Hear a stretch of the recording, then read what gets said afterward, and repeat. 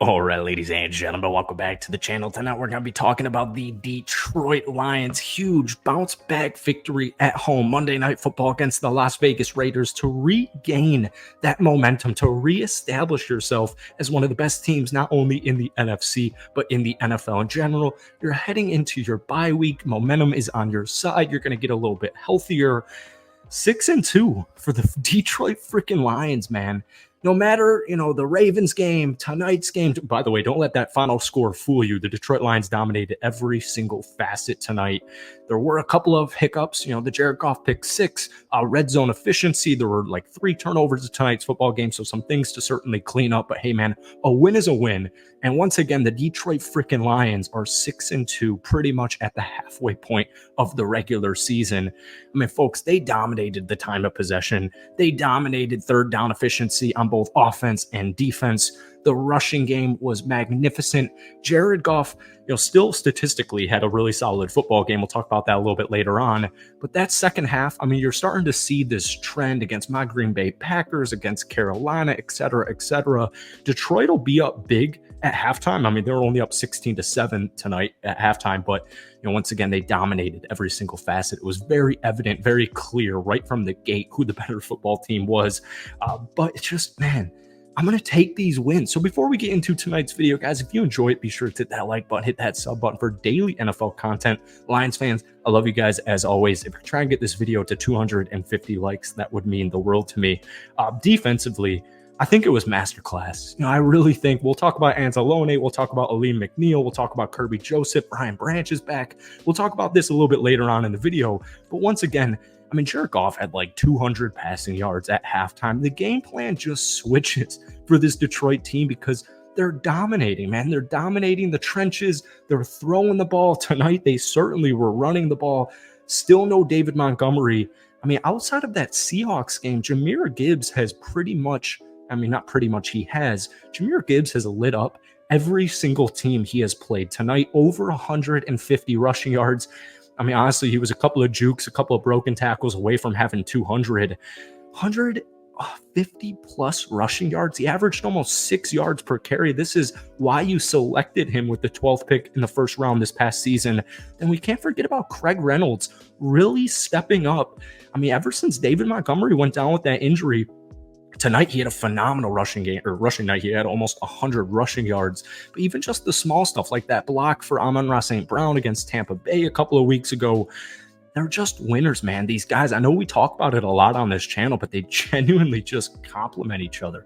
Everybody complements each other offensively, defensively, coaching staff-wise. They're absolutely loaded.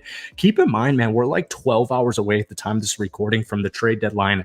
I actually don't think the Lions are going to do anything big. I really, maybe they go for a cornerback. I still don't really think that's going to happen.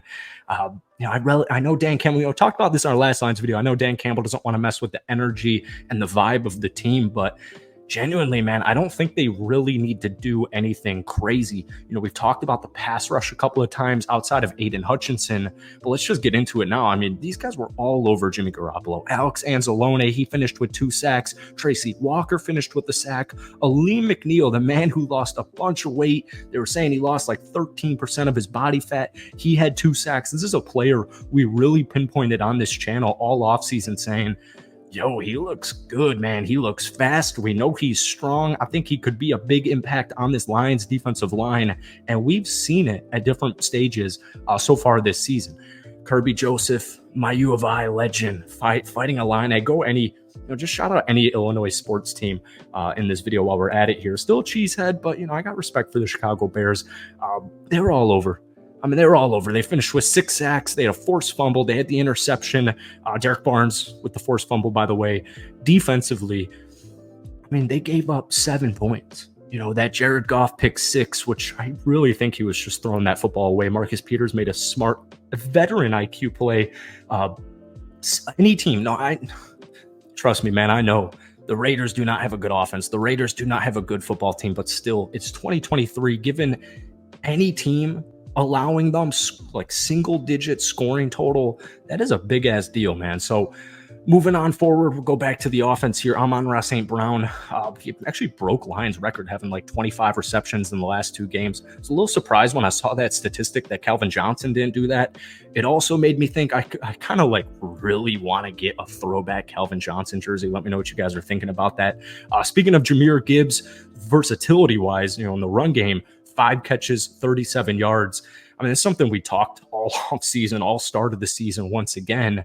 I guarantee you, man, and we saw it tonight against the Raiders, by the end of the season, David Montgomery, Jahmyr Gibbs, might as well throw Craig Reynolds in the mix. I mean, this is one of the best rushing units in the National Football League, and we've seen it when David Montgomery's healthy. We've seen it when Jahmyr Gibbs has been healthy. I'm absolutely loving what I saw.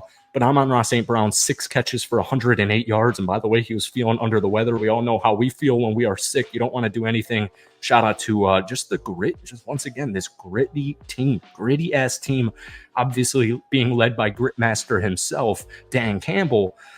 Let's talk about another rookie, Sam Laporta. 8 catches, 57 yards, and a touchdown.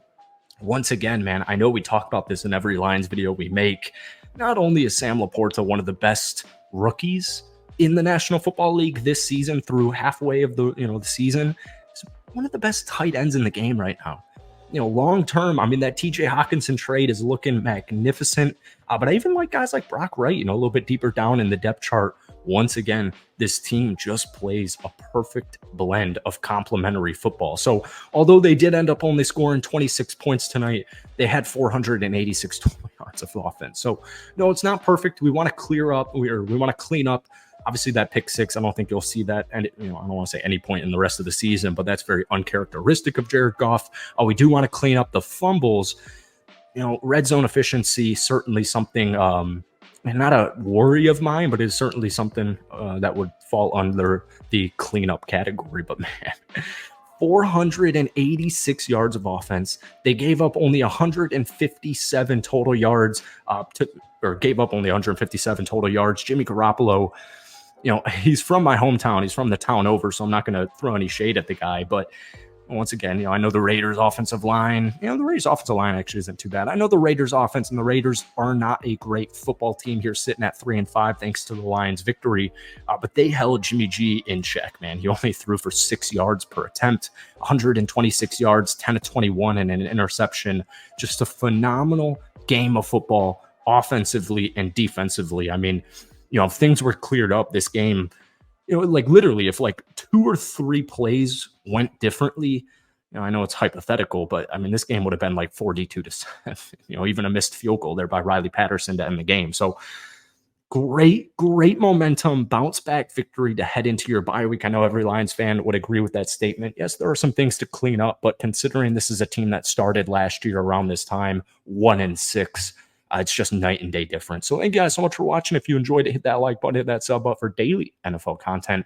We'll get another Lions video out to you guys in the next couple of days. But in the meantime, give me your thoughts on tonight.